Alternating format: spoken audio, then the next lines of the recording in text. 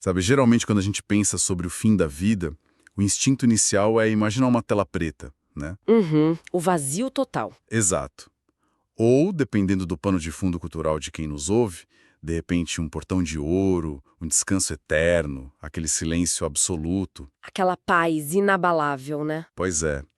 Mas imagina a seguinte cena. Primavera no interior de São Paulo, bem no ápice do século XIX. O Brasil Império, as grandes fazendas. Isso, uma fazenda de café riquíssima, super imponente.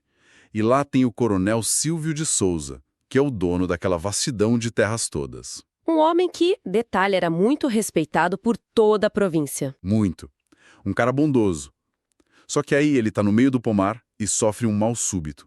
Um derrame fulminante. Nossa, E ela tá esfregando vinagre e amoníaco no corpo dele num desespero total. tentando reanimar ele de qualquer jeito. Exatamente. O detalhe perturbador, tipo, que muda tudo, é que o corpo dele tá inerte na cama.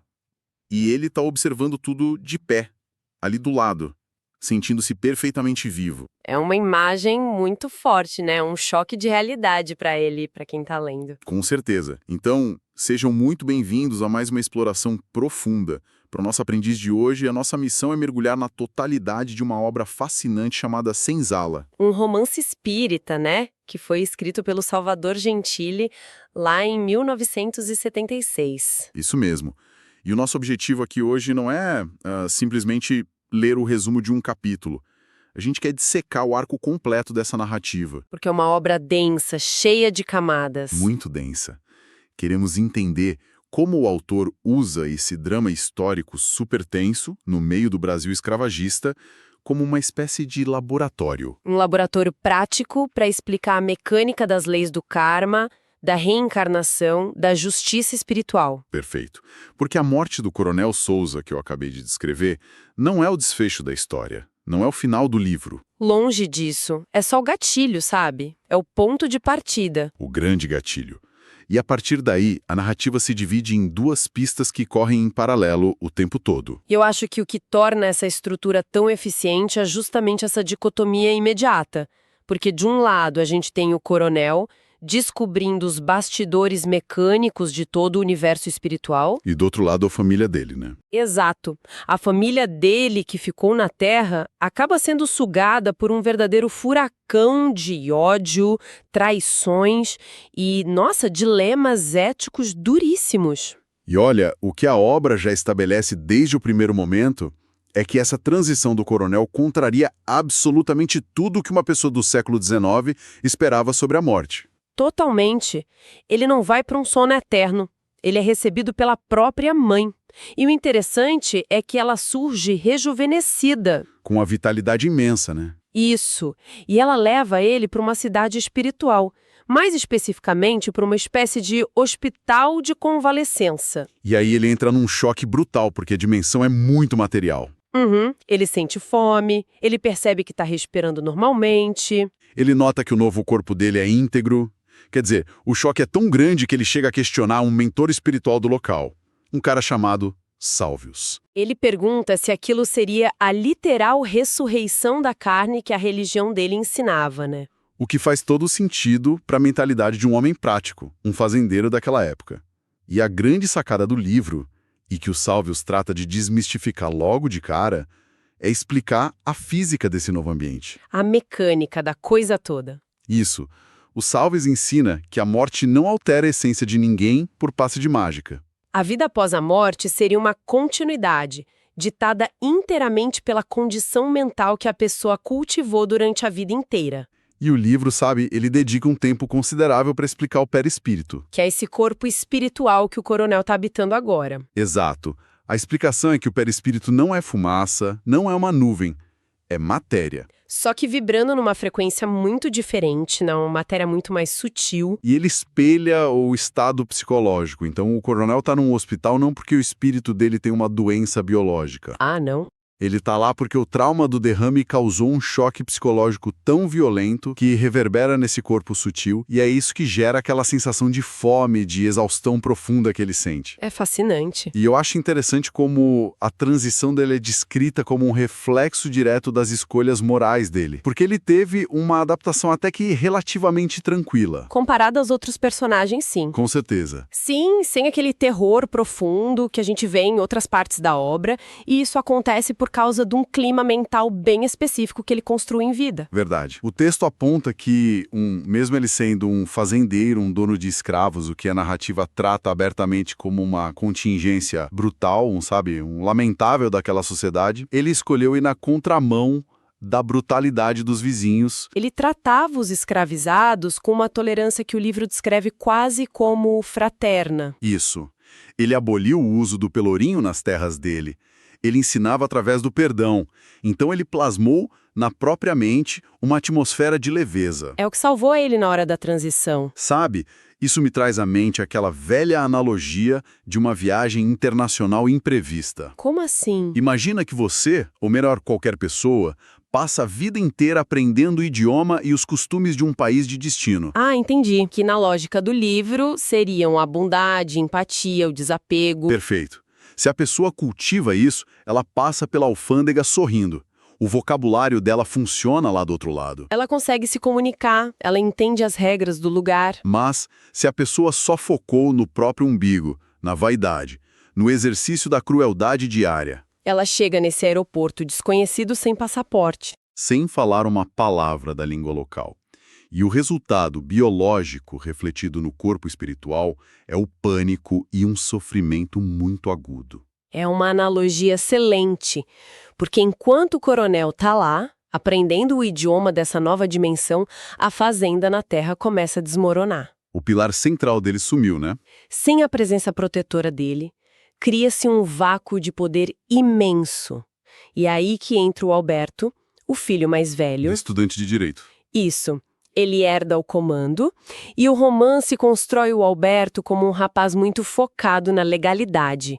Ele tem um caráter rígido, ele é honesto, Mas essencialmente pragmático e frio, né? muito frio. Falta para ele aquela empatia visceral, aquele calor humano que o pai tinha. E é essa frieza burocrática dele que abre, assim, um portal para o grande antagonista da história. O Barão Macedo. O Barão Macedo, um vizinho cruel, um escravocrata impiedoso e um cara que sempre nutriu um ódio visceral pela família Souza. Porque a simples existência da bondade do coronel ali do lado fazia a brutalidade do barão parecer ainda mais hedionda perante todo mundo da região. A luz de um destacava a escuridão do outro. Então, com o coronel morto e com esse jovem inexperiente e frio no comando, o barão vê a oportunidade perfeita. A chance de obliterar aquele legado de tolerância de uma vez por todas. E a armadilha que o barão monta é de uma malícia terrível. Ele usa os sentimentos mais puros contra a própria fazenda, porque tem um romance proibido acontecendo na senzala. O Juvenal e a Esmalha. Isso. O Juvenal, que é um escravo de muita confiança, muito amado na fazenda do Souza, e a Esmalha, que é uma escrava que pertence ao barão. E aí o barão acusa o Juvenal de incitar a Esmalha a fugir, não é isso? Exatamente. Ele acusa formalmente. Ele vai até a casa grande da fazenda vizinha e entrega um ultimato. Na cara do Alberto. O famoso ou isso ou aquilo. Ele diz assim, ou o Alberto aplica um castigo público de 30 chibatadas no Juvenal, ali no tronco para servir de exemplo, ou o barão vai invadir as terras do Souza, com um exército particular de capangas. Com a desculpa de proteger a propriedade dele. Sim, o que obviamente resultaria num banho de sangue sem precedentes. E isso coloca o Alberto no centro de um dilema ético esmagador. O clássico problema do bonde. Exato. Focado puramente na lógica pragmática, no dever legal de evitar uma guerra que mataria dezenas de inocentes, o Alberto cede. Ele decide sacrificar a integridade de um único homem para salvar o coletivo. Então ele convoca o Romualdo. O Romualdo era o fiel capataz da fazenda, né? Isso, um homem que passou a vida inteira trabalhando na base do respeito mútuo, que nunca tocou num chicote na vida dele, e o Alberto simplesmente dá a ordem para ele executar o castigo. E aí que acontece uma ruptura emocional fortíssima. O Romualdo chora. Ele se desespera. Ele entra em pânico. Ele recusa.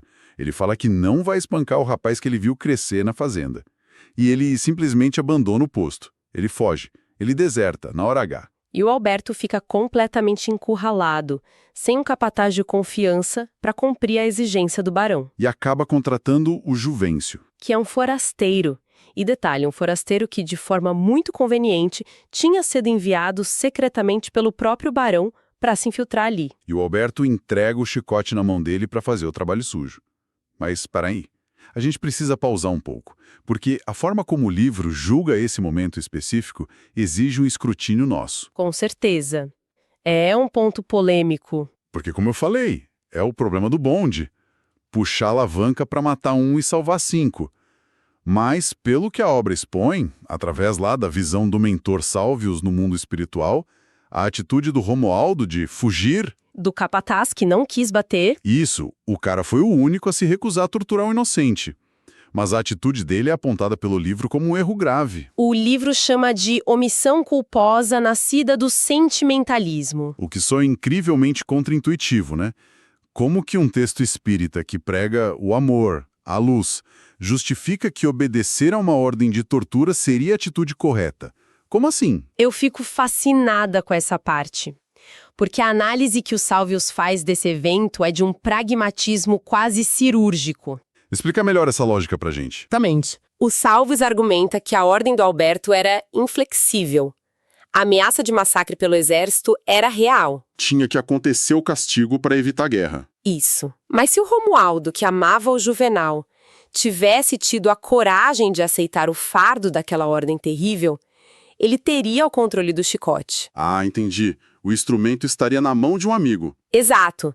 Ele poderia aplicar os golpes de forma simulada, com brandura, encenando o castigo perante os olhos do barão e da comunidade. Ele bateria, mas sem ferir de verdade. Ele cumpriria a exigência burocrática, manteria a paz entre as fazendas e, o mais importante de tudo, o Juvenal sobreviveria com ferimentos leves. Caramba. E ao invés disso, ele fugiu. Ao fugir do posto, só para manter a própria consciência limpa da violência, ele criou aquele vácuo de poder. E a gente já sabe quem preencheu o vácuo. O Juvencio. Um psicopata sanguinário.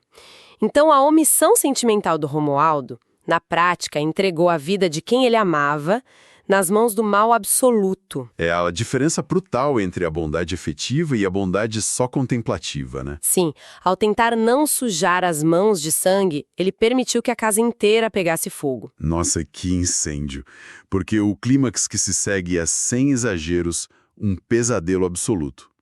Uma carnificina que destrói aquela utopia que o coronel tinha criado na fazenda. Tudo vem abaixo. A Esmalha lá na fazenda do barão sofre humilhações indescritíveis e acaba sendo envenenada.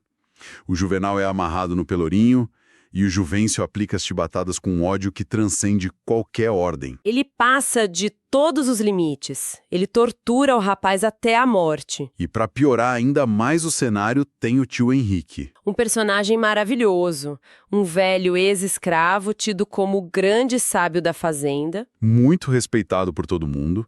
Ele tenta usar a autoridade moral dele para intervir na situação toda e, o que acontece? Ele é sequestrado no meio da noite e brutalmente assassinado pelos capangas do barão. Quer dizer, se a gente olha para esse quadro agora, parece que a brutalidade venceu de lavada. É uma tragédia completa. Se o observador limitar a visão dele àquela única encarnação, né? Se a gente olhar só para o arco de tempo ali do século XIX, a injustiça parece triunfar de forma, assim, grotesca. Sim, parece que o mal ganhou o jogo. E é justamente nesse ponto de aparente falha cósmica que a narrativa dá o maior salto de todos. A reviravolta. Porque no plano espiritual, o Coronel Souza está assistindo a tudo isso aos prantos. Ele se sente impotente vendo a família e a fazenda desmoronarem. E aí o Salvius entra em cena de novo. Salvius abre os arquivos magnéticos do passado para mostrar para o coronel a engrenagem oculta do karma, para provar que aquela dor, aquela confluência exata de pessoas naquele momento, não foi um erro de percurso, não foi um acaso. O Salvius não vira e diz simplesmente, é o karma, aceita que dói menos. Ele puxa a ficha histórica completa dessa galera toda. E o cenário muda drasticamente. A gente sai do Brasil Império e vai para a Europa feudal muitos séculos antes. E os papéis que a gente conheceu na senzala são brutalmente invertidos. É chocante. Explica para quem está ouvindo quem era quem no passado. Essa revelação reestrutura toda a compreensão da trama. Aquele jovem escravo, Juvenal, que foi assassinado no tronco, e a amada dele, a Ismália, que foi envenenada, Que eram as vítimas inocentes do Brasil. eles não eram almas ingênuas. Naquele contexto feudal europeu, os dois foram nobres de um poder quase limitado e de uma crueldade abissal. Nossa, Eles governavam as terras deles, espalhando terror total, jogando inimigos e até aliados em masmorras fétidas, operando aparelhos de tortura por puro capricho. então o Juvenal e a Ismália eram os carrascos impiedosos da história original Exatamente. e as outras peças desse tabuleiro macabro, onde entram o Barão e o Juvencio. O cruel Barão Macedo, lá do século XIX, foi, naquela época feudal, um nobre vizinho pacífico, mas que despertou a inveja do casal de tiranos. Ah, então eles atacaram o Barão no passado. O Juvenal e a Ismália destruíram as terras dele e entregaram a família inteira dele à morte e à miséria.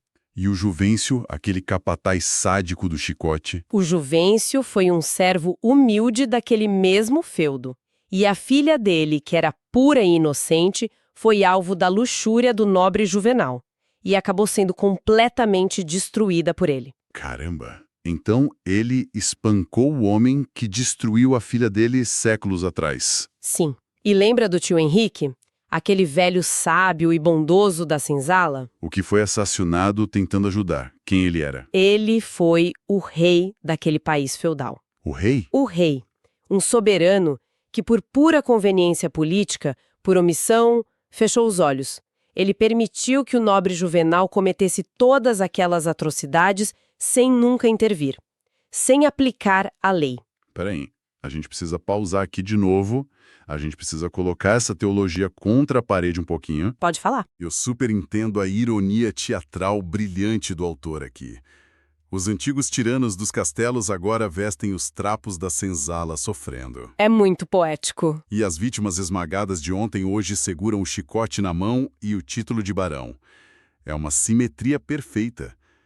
Mas e a justiça prática da coisa? Como assim? O livro defende que a pessoa não lembra das próprias vidas passadas, certo? Certo, existe o esquecimento. Então, se eu não tenho a menor memória de ter sido um nobre feudal cruel, como é que pode ser considerado justiça ou ter algum valor educativo real eu ser amarrado num tonco e chicoteado até a morte séculos depois? Entendo seu ponto. Sabe, isso soa menos como um teste de evolução cósmica e muito mais como uma vingança sádica do universo. Como é que o estudante pode aprender a lição se ele nem sabe por que está sendo reprovado?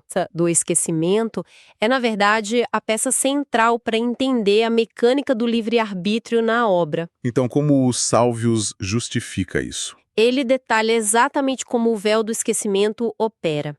Na física deles, não é uma punição ter a memória apagada. É um anestésico e, acima de tudo, uma ferramenta de liberdade. Liberdade de quê? Veja bem, a mente arquiva tudo no inconsciente profundo.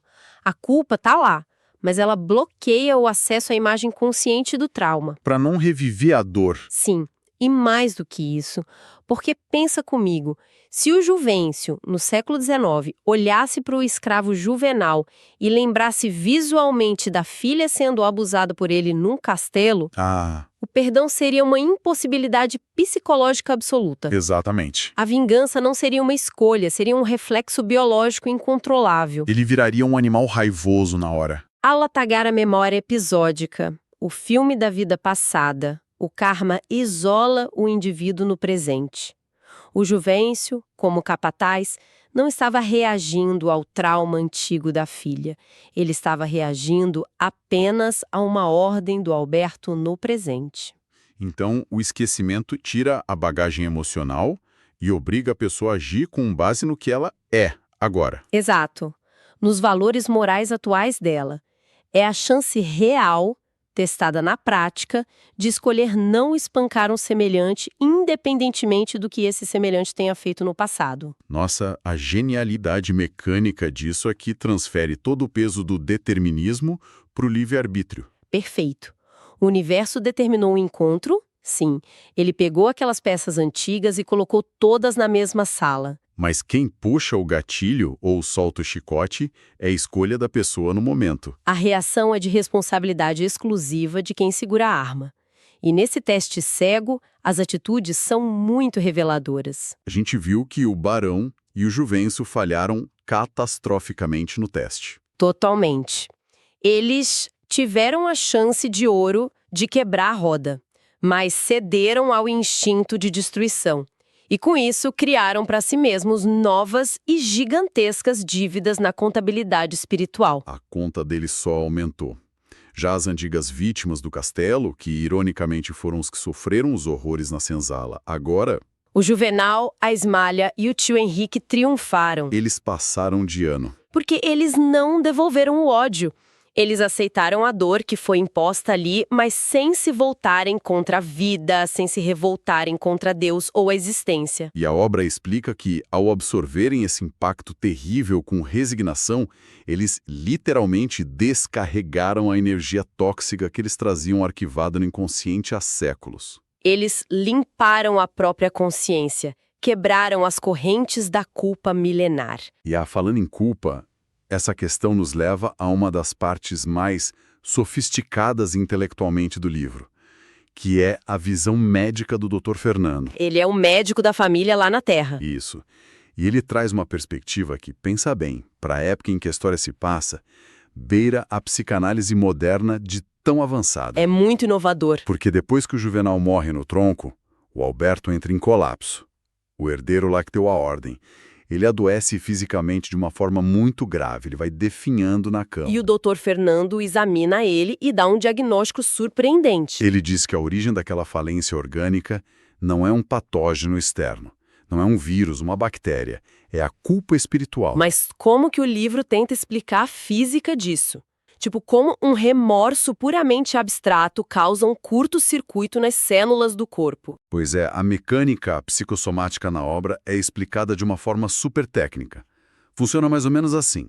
Quando um indivíduo comete um ato violento contra a vida humana, mesmo que ele encontre justificativas jurídicas para isso... Que foi exatamente o que o Alberto fez, né? Eu matei um para salvar a fazenda pela lei. Isso, ele se justificou. Mas a mente inconsciente registra a violação de uma lei natural imutável. E esse registro gera um remorso profundo que começa a emitir uma frequência mental caótica, dissonante. Como se fosse uma estática no rádio. Uma radiação interna. E se essa energia não for dissipada através de uma reparação ativa e do perdão, ela vai se acumulando no perispírito. E sob forte estresse emocional, essa carga magnética entra em curto-circuito. E desce direto para o corpo físico. O corpo se torna literalmente o escapamento, o fio terra, sabe? É por ali que a energia tóxica do espírito precisa queimar para não destruir a alma. O karma, iluminado por essa perspectiva, não é um juiz de toga com barba branca sentado numa nuvem distribuindo penas. De forma alguma. O karma é retratado como a física, a pura gravidade do tribunal da própria consciência humana. O indivíduo pune a si mesmo até sentir que a balança cósmica dele voltou ao equilíbrio natural. E o mal, nesse contexto, prova ser intrinsecamente autodestrutivo. Ele não precisa de um carrasco externo que venha cortar a cabeça dele. O mal se consome por dentro. E a gente vê isso de forma literal no desfecho da fase terrena do livro. Sim. A energia de violência que foi liberada ali sai totalmente do controle.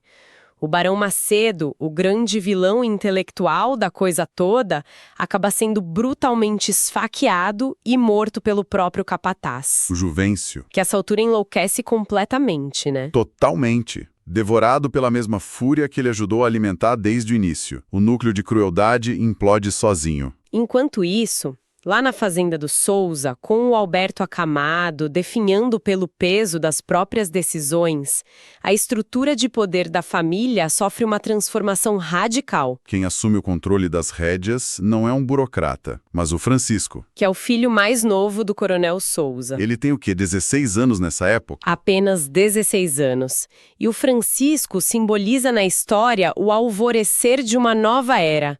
Ele é um garoto que cresceu solto pela fazenda, brincando com os filhos dos escravizados, absorvendo toda aquela sabedoria da vida nas conversas no alpendre com o finado tio Henrique. Sim, ele combina, sabe, a energia de liderança estrutural da família dele com um entendimento muito profundo e natural de fraternidade. Mas o ponto de virada definitivo na matéria vem mesmo através da Dona Maria Cristina, a viúva do coronel. A atitude dela é a materialização literal da quebra do karma na Terra. Porque depois de toda aquela tempestade de sangue, ela vai até a senzala. E não para dar ordens. Ela toma uma decisão que simplesmente choca a sociedade local. Ela liberta todas as famílias escravizadas ali. E não é só assinar os papéis de alforria e jogar eles na rua. Não. Ela promove uma mudança estrutural de verdade. Ela entra na própria Casa Grande, pega os móveis finos da família e usa para mobiliar as choupanas das famílias libertas. Ela devolve a dignidade humana básica que o sistema tinha esmagado.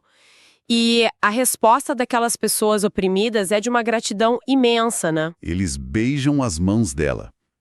O autor demonstra nesse momento que o único antídoto real para séculos e séculos de correntes de ódio não é a vingança.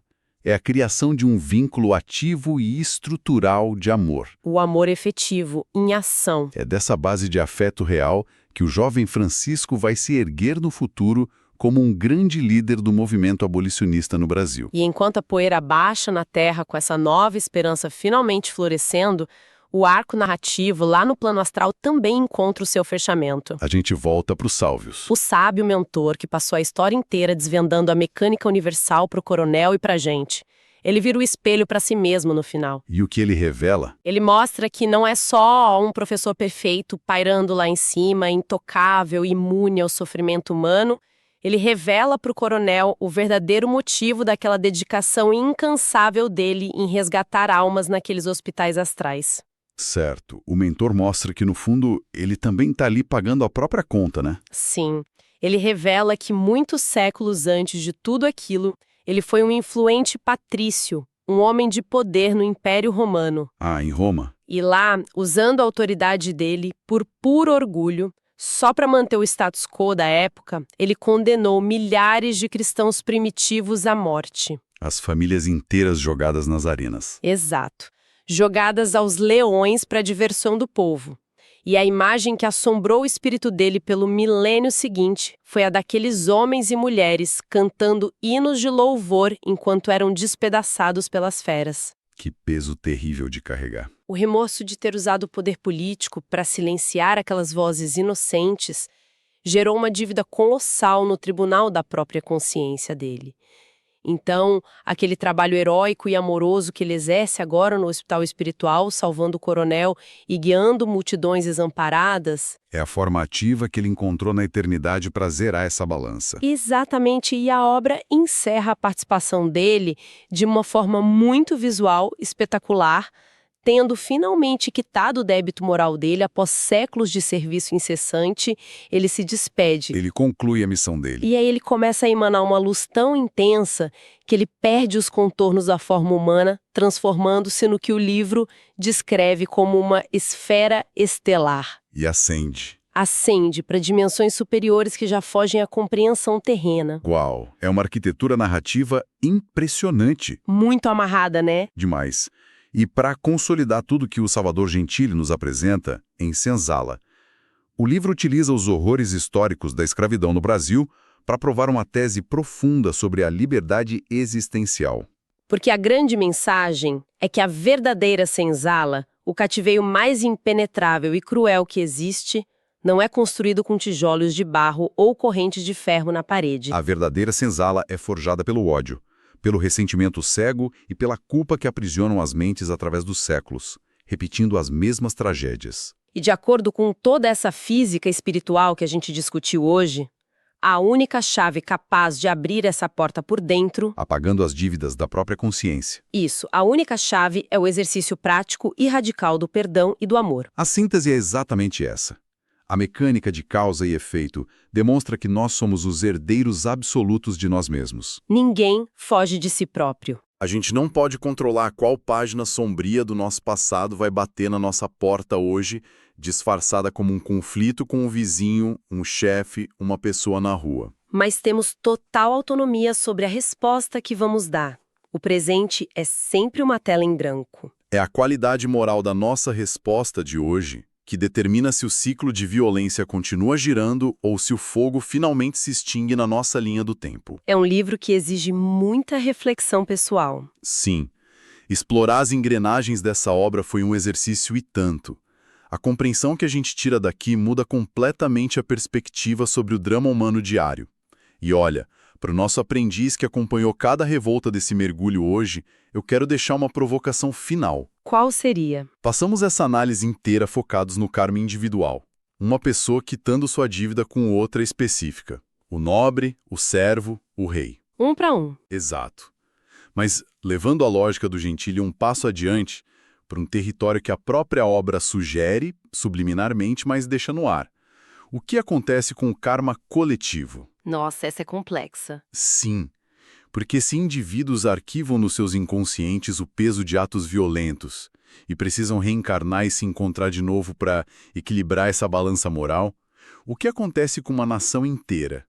Uma nação que ergueu absolutamente toda a sua riqueza e estrutura sobre séculos de opressão institucionalizada. É o peso de milhões de vidas. Se o universo obriga o carrasco e a vítima a dividirem o mesmo teto para que o perdão floresça num microcosmo, como é que uma sociedade inteira paga sua fatura histórica coletiva? A gente vê as cicatrizes disso até hoje, né? Com certeza. Será que grande parte da turbulência social, da desigualdade e dos choques ideológicos severos que vivemos hoje não são apenas a exaustão física e sistêmica de uma dívida muito antiga, tentando a todo custo finalmente se equilibrar na balança da nossa própria história como povo? É uma pergunta pesada. Mas necessária. Um excelente exercício de reflexão para quem nos acompanha. Muito obrigado pela companhia nesse mergulho. E continuem refletindo. Até a próxima. Até a nossa próxima exploração.